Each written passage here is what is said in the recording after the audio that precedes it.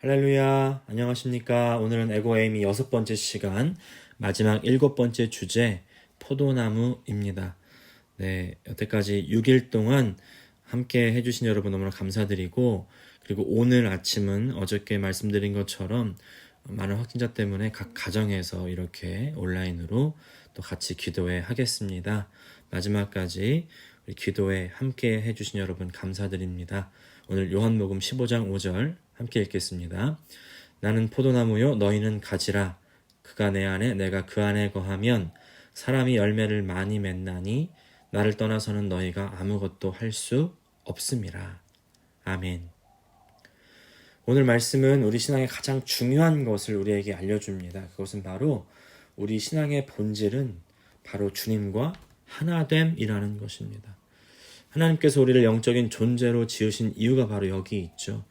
주와 합하여 한 영 되기 위해서, 연합하게 하기 위해서. 그래서 주님과 나는 하나다.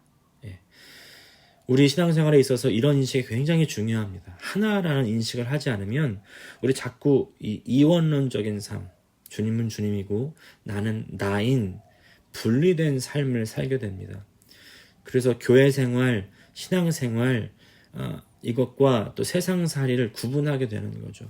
신앙과 삶이 계속해서 분리가 되는 거예요. 그러면 약해지는 겁니다. 힘이 없어집니다. 주님과 하나가 되어야 힘 있는 신앙생활을 할 수가 있습니다. 하나가 되게 하는 중요한 개념은 바로 거하다라는 거예요.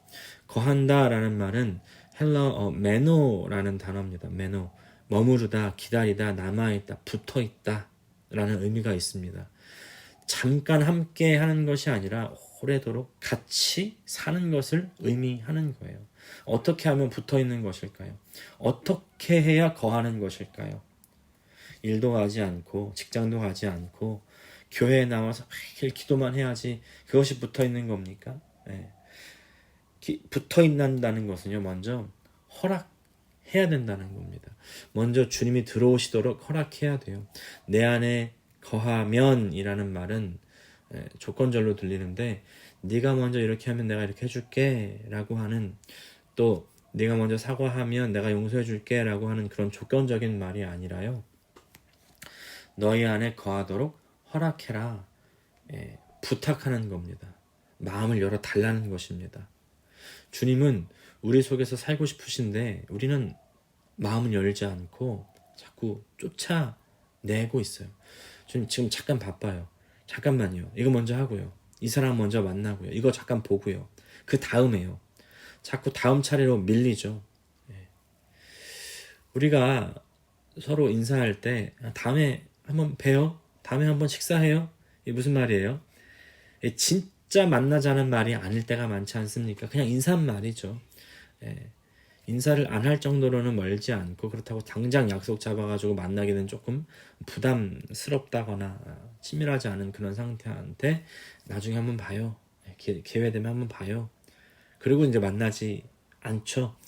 주님하고도 똑같은 건 아니겠습니까? 다음이라고 하면 그 다음은 없어요. 매일 아침 주님을 내 삶 속에 개입하셔야 돼요. 오늘 주님 내 삶 속에 들어오십시오. 주님과 눈을 맞추시고 주님 말씀 먹겠습니다. 주님 말씀 듣겠습니다. 마음을 단단히 먹으셔야 돼요. 또 이제 주님께서 내 안에 들어오신다고 한다면 또 반대로 우리가 해야 될 일도 있습니다. 우리가 주님 안에 거해야 됩니다. 붙어있다는 것은 반대로 말하면 떨어질 수도 있다는 건 아니겠습니까?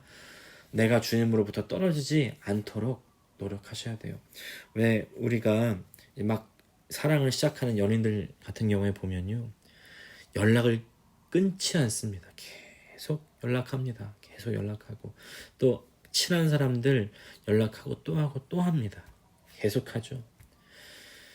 그래서 우리 신앙생활도 사실은 이 연애생활과 크게 다르지 않습니다. 주님과 계속 연락하는 거예요. 주님과의 관계 가운데에서 떨어지지 않는 겁니다. 그래서 신앙의 기본을 항상 우리가 유지해야 되는 것이죠. 말씀을 계속 대해야 되고 기도도 계속 이어나가야 됩니다. 예. 이제 1월 또 1일부터 이 바이블 플랜에 따라서 또 계속 쭉 성경을 읽고 있는데 다시 읽어나가는 이 마태복음 창세기가 얼마나 또 제 마음에게 그 감동이 되는지 몰라요. 예. 아, 내가 더 주님 앞에 나아가고 있구나. 내가 주님을 더 붙들고 있구나. 이런 생각이 듭니다. 예. 우리가 주님으로부터 떨어지지 않아야 돼요. 또 그런가 하면요. 요한복음 15장 5절 하반절 다시 제가 읽어드리면 사람이 열매를 많이 맺나니 나를 떠나서는 너희가 아무것도 할 수 없음이라. 무슨 말입니까? 이제 주님이 우리 안에 거하고 우리가 주님으로부터 떠나지 않으면 열매를 맺게 됩니다. 이 열매를 맺는다라고 할 때 여기서 열매를 생산한다, 열매를 만들어낸다는 말이 아니라 맺는다는 거예요. 맺혀지는 겁니다. 맺혀진다. 자연스럽게 맺혀지는 거죠. 주님께서 우리에게 주시는 열매는 우리가 주님 앞에 붙어 있기만 하면 자연스럽게 맺힌다는 겁니다. 우리가 주님 앞에 몇 년을 붙어 있었어요. 근데 우리 삶에 주님께서 맺게 해주신 그 열매가 얼마나 되십니까? 주님께서 길가를 지나다가 한 무화과 나무를 발견하죠. 거기로 가서 열매를 찾으십니다. 근데 아무것도 찾으실 수 없었어요. 잎사귀밖에 없었다는 겁니다. 그러니까 예수님께서 그 무화과를 저주하죠. 저는 그런 예수님 말씀이 조금 과하다 이런 생각을 했었습니다. 아니 좀 나무가 덜 자랐을 수도 있지 않았을까? 아직 때가 좀 아니지 않나? 예. 또 그렇게 생각했던 이유 중에 하나가 다른 성경에서 마가복음 11장 3절에 보면 열매가 아직 없는 이유로 열매의 때가 아직 아님을 기록해 놓고 있다는 거예요. 그래서 이 무화과 나무가 참 억울하겠다 이런 생각을 좀 해봤습니다. 근데 이 무화과 나무는요 이스라엘의 3대 유실수 중에 하나래요. 첫 번째 무화과 나무가 있고 또 두 번째 포도나무 그리고 감람나무, 감람은 올리브죠. 올리브 나무들이 있는데 이 세 나무들의 주 목적은 열매를 얻는 거고 열매를 얻는 것 외에 이 무화과 나무, 포도나무, 올리브 나무는 다른 걸로 쓸 일이 별로 없다는 겁니다. 나무가 좋아서 목재로 쓸 수 있는 것도 아니고 땔감도 또 어렵다는 거예요. 열매가 아니라면 이 나무들은 사실은 존재 의미가 없는 거죠. 근데 제가 이제 무화과 나무를 좀 공부해 보니까 무화과는 여름철이 되면 잎을 많이 내서 무성하게 되고 그러고 나서 열매를 맺게 되는 겁니다. 네. 성경에도 그런 말씀이 기록되어 있는데 마가복음 13장 28절 보니까 무화과 나무의 비유를 배우라.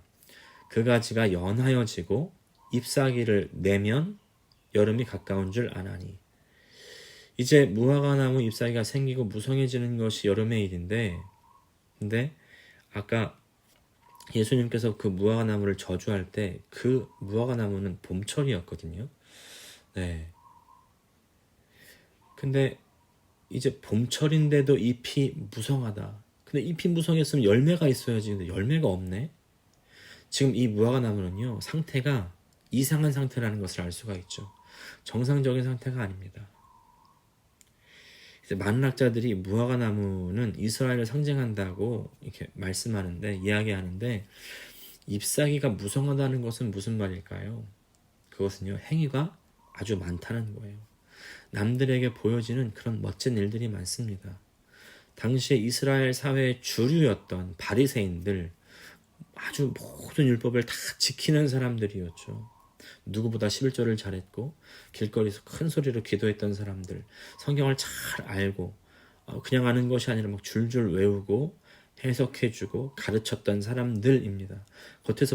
겉에서 볼 때 얼마나 멋진 사람들이에요. 근데 그 알맹이는 뭡니까? 알맹이는 아무것도 없었다는 것이죠. 예수님께서 정죄하시잖아요. 저주하시잖아요. 화 있으리라고. 외식하는 서기관들과 바리새인들이여 너희는 회칠한 무덤들이다. 겉으로는 아름답게 보이지만 그 안에 이 죽은 사람들의 뼈가 더러운 것들이 가득하다 이렇게 말씀하는 거죠. 아무리 선한 행위를 하고 아름다운 일을 하는 것처럼 보여도 그 안에 뭐예요? 하나님을 향한 참된 믿음이 없다는 겁니다. 주님과 붙어있지 않단다는 거예요. 주님과 관계하지 않고 있었다는 것입니다. 예수님을 사랑하지 않고 있었다는 거예요. 그런 사람들은 화가 있다는 것이죠. 저주를 받는다는 겁니다. 우리도요, 주님과 붙어 있는 것처럼 보일 수 있습니다. 저 무화과 나무처럼 잎사귀만 무성하게 보일 수도 있습니다. 근데 그때 무슨 일이 생기냐면 열매가 맺히지 않는 거예요. 하나님께서 진정 원하시는 우리의 신앙은요, 주님과 연결되어 주님 안에 거하고 그래서 열매가 맺혀지는 그런 삶을 우리에게 원하시는 것입니다. 에고 에이미, 나는 나다. 나는 뭐다. 근데 나는 포도나무다. 그러니 너희는 붙어 있어라.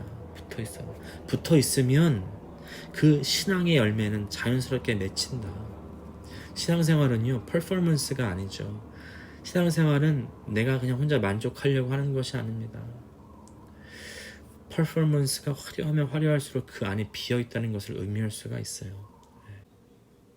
우리 이 요한복음 15장 5절의 마지막 부분을 항상 기억하셔야 됩니다.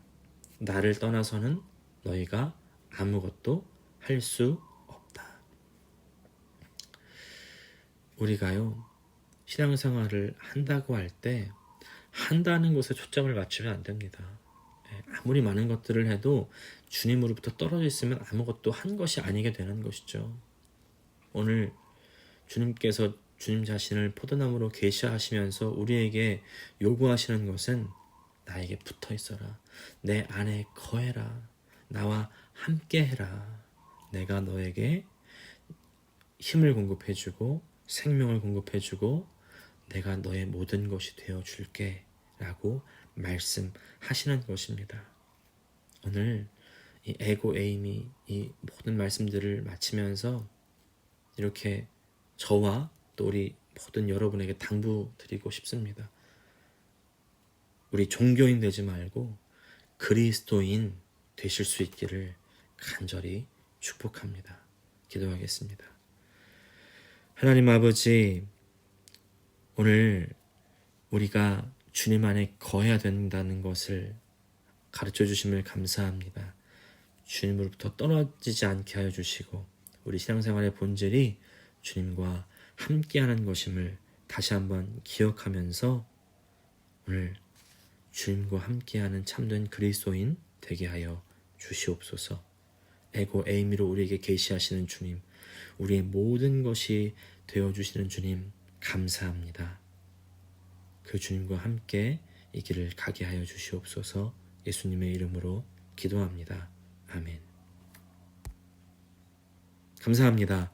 주일날 뵙겠습니다.